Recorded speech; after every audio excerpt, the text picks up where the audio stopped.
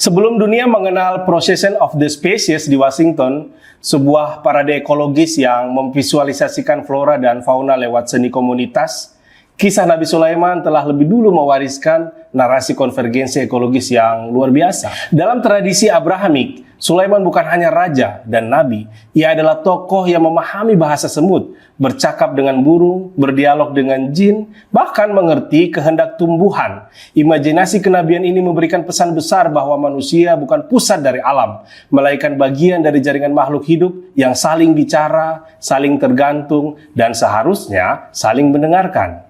Itulah bentuk awal dari eco-dialog, sebuah kesadaran ekologis yang menolak kesombongan manusia sebagai makhluk paling dominan. Tapi mari turun dari kisah suci ke kenyataan yang paling kotor atau setidaknya dianggap kotor, yaitu sampah.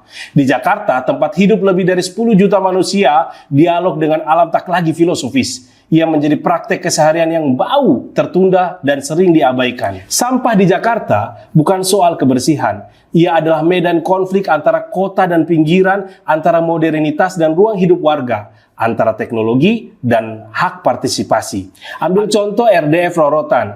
Proyek pengolahan sampah menjadi bahan bakar di Jakarta Utara.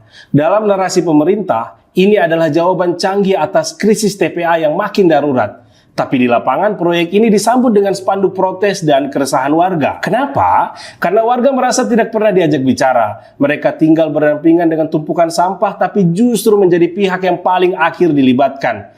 Bagi mereka, RDF bukan solusi, melainkan ancaman baru atas ruang hidup yang sudah sempit dan makin rentan. Dan disinilah persoalannya. Ketika kebijakan ekologis hanya dilihat sebagai proyek teknokratis, bukan ruang dialog antara manusia dan lingkungan, maka bahkan teknologi terbaik pun bisa memicu konflik yang sangat dalam. Hari ini kita akan membedah kata kunci sampah, bukan hanya sebagai limbah, tapi sebagai simbol dari kegagalan mendengarkan. Saya Ilham Afdol, dan inilah kata kunci dari LP3S.